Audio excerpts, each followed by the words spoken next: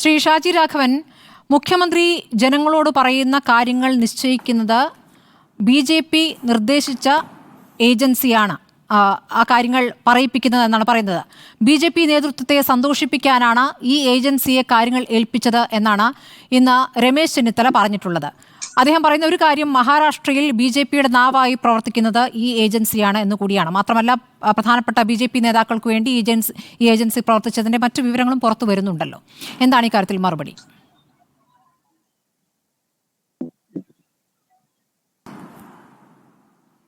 അല്ല സ്മൃതി, നമ്മുടെ ക്യാപ്ഷൻ തന്നെ നാടിനറിയേണ്ടതെന്നാണ്.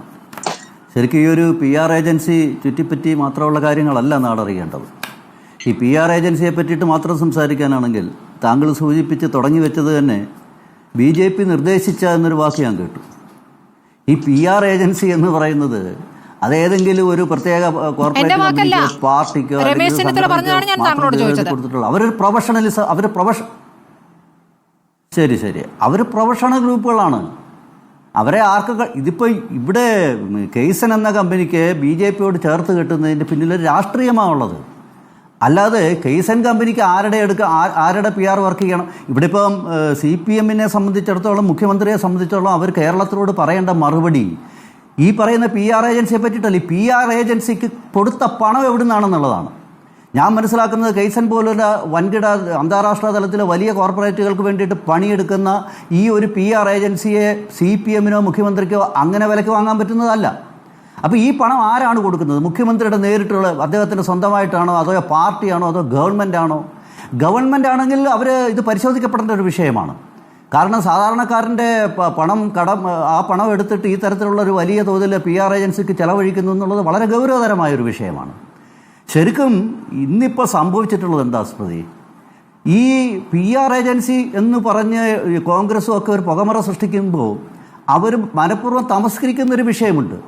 ആ വിഷയമെന്ന് പറയുന്നത്, കേരളത്തിൻ്റെ മുഖ്യമന്ത്രി PR അൻവർ കേരളത്തിനോട് വന്ന് ചില കാര്യങ്ങൾ പറഞ്ഞതിന് ശേഷം പലവട്ടം മലക്കം പറഞ്ഞിട്ടുണ്ട്. ഇത് ആദ്യത്തെ സംഭവം അല്ലല്ലോ.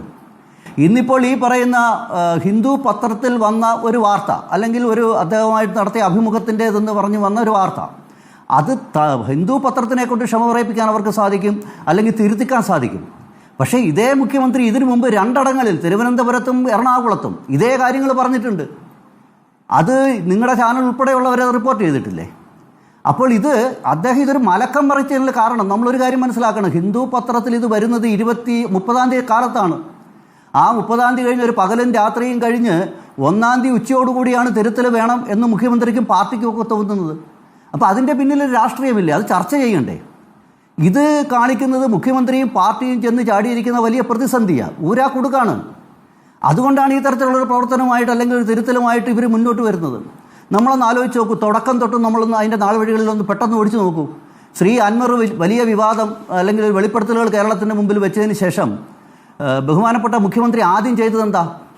ആ അൻവർ പറഞ്ഞ കാര്യങ്ങളെ സ്വീകരിച്ചുകൊണ്ട്, അത് അംഗീകരിച്ചുകൊണ്ട് ഏതാണ്ട് 8ഓളം ഉദ്യോഗസ്ഥരെ മലപ്പുറം ജില്ലയിൽ സ്ഥലം മാറ്റിയിട്ടില്ലേ? SP ഉൾപ്പെടെ DYSPക്ക് ഉപരിയുള്ള 8ഓളം ഉദ്യോഗസ്ഥന്മാരെ സ്ഥലം മാറ്റിയില്ലേ? അപ്പോൾ അന്ന് മുഖ്യമന്ത്രി ആദ്യം എടുത്ത നിലപാട് എന്തായിരുന്നു? അദ്ദേഹം പറഞ്ഞത് അവിടെ കള്ളക്കടത്തുണ്ട്, അവിടെ ഹവാല പണം ഒഴുകുന്നുണ്ട്, അതിനെതിരെ പ്രതിജ്ഞാബദ്ധമായ നടപടികൾ എടുക്കുന്ന ഗവൺമെൻറ്റാണ് ഞങ്ങൾ എന്ന് പറഞ്ഞിട്ട് അദ്ദേഹം ആദ്യം ചെയ്തത് 8 ഉദ്യോഗസ്ഥന്മാരെ സ്ഥലം മാറ്റുക. പക്ഷേ PV അൻവറിനെ അതിനുശേഷം അദ്ദേഹം 2-3 തവണ ബന്ധപ്പെടുന്നു, അദ്ദേഹത്തെ വിളിക്കും. നമ്മൾ ഇരട്ടച്ചങ്കൻ എന്നാ പറയുക. നിങ്ങൾക്ക് പരാതിയില്ല, നിങ്ങൾക്കതൊരു വിമർശനമില്ല അല്ലേ ശ്രീ ഷാജി രാഘവൻ? ആര് പൈസ കൊടുത്തു എന്ന് മാത്രം അറിഞ്ഞാൽ മതി. അല്ലല്ല PR ഏജൻസിയിൽ ചർച്ച ഒതുങ്ങാതെ മുഖ്യമന്ത്രിയുടെ മലക്കം മറിച്ചിൽ എന്തിനു വേണ്ടിയിട്ടാണെന്നുള്ളതാണ്. എന്തുകൊണ്ട് കോൺഗ്രസിന്റെ പ്രതിനിധികൾ ചർച്ച വഴിമാറ്റി വിടുന്നു എന്നുള്ളതാണ്. എന്താണ് ചർച്ച വഴിമാറ്റിയത്? ആ കോർ വിഷയം എന്താ? ആ കോർ വിഷയം അല്ല, ഹിന്ദുവിന്റെ ഖേദപ്രകടനമാണ് നമ്മുടെ വിഷയം. ഹിന്ദുവിന്റെ ഖേദപ്രകടനമാണല്ലോ നമ്മുടെ വിഷയം. ആ ഖേദപ്രകടനത്തിലൂടെ വെളിപ്പെട്ടിരിക്കുന്ന വിവരങ്ങളാണല്ലോ നമ്മുടെ വിഷയം. അല്ല, ഹിന്ദു ഖേദപ്രകടനം നടത്തിയത് എപ്പോഴാ? മുഖ്യമന്ത്രിയുടെ ഓഫീസിൽ നിന്ന് ഒരു കത്ത് കിട്ടിയതിന് ശേഷമാണ്. ഈ മുഖ്യമന്ത്രിയുടെ കത്ത് എപ്പോഴാണ് ഹിന്ദുവിന് കിട്ടുന്നത്? അതാണ് ഞാൻ സൂചിപ്പിച്ചത്. 30-ആം തീയതി രാവിലെ വാർത്ത വന്ന് ഒരു പകലും രാത്രിയും കഴിഞ്ഞ് 1-ആം തീയതി ഉച്ചയോടുകൂടിയാണ് കത്ത് കൊടുക്കുന്നത്. അപ്പോൾ ഈ കാലവിളംബരം ചർച്ച ചെയ്യണ്ടേ? PR ഏജൻസി മാത്രം ചർച്ച ചെയ്താൽ മതിയോ? അപ്പോൾ അതിൻ്റെ സാഹചര്യമാണ്. ആ സാഹചര്യത്തിൽ മുഖ്യമന്ത്രിയും പാർട്ടിയും പോയി പെട്ടു. ആ പെടലെന്ന് പറയുന്നത് മുഖ്യമന്ത്രി അറിയാതെ പറഞ്ഞതൊന്നുമല്ല. ഞാനൊന്ന് ചോദിച്ചോട്ടെ, PR ഏജൻസി എന്ന് പറയുന്ന സംവിധാനത്തെ പറ്റിയിട്ട് ഇവർ പറഞ്ഞ രീതി ഒന്ന് ആലോചിച്ച് നോക്കും. മുഖ്യമന്ത്രി പത്രസമ്മേളനം കഴിഞ്ഞ് പുറത്തിറങ്ങി കഴിഞ്ഞപ്പോൾ മുഖ്യമന്ത്രി പറയാൻ മറന്നുപോയി എന്ന് പറഞ്ഞിട്ട് ഒരു കടലാസിൽ എഴുതിക്കൊണ്ട് കൊടുത്തു എന്നാണ് ഇപ്പോൾ പറയുന്നത്. വിശദീകരണം അങ്ങനെയൊക്കെയാണ് പുറത്തു വരുന്നത്. ഇത് ഏത് നാട്ടിലാണ് ഇതൊക്കെ പറയുന്നത്? എന്ത് ന്യായീകരണം അതിനെപ്പറ്റി പറയുന്നത്? മുഖ്യമന്ത്രി പറഞ്ഞതാണെന്നുള്ള കാര്യത്തിൽ ഒരു സംശയവുമില്ല, ആർക്കും സംശയമില്ല. കാരണം മുഖ്യമന്ത്രി പത്രസമ്മേളനങ്ങളിലും ഇക്കാര്യം സൂചിപ്പിച്ചിട്ടുണ്ട്. പക്ഷേ അതിനുശേഷം അദ്ദേഹം തിരുത്തിയ സാഹചര്യം, അതാണ് അവർ കേരളത്തോട് പറയേണ്ടത്.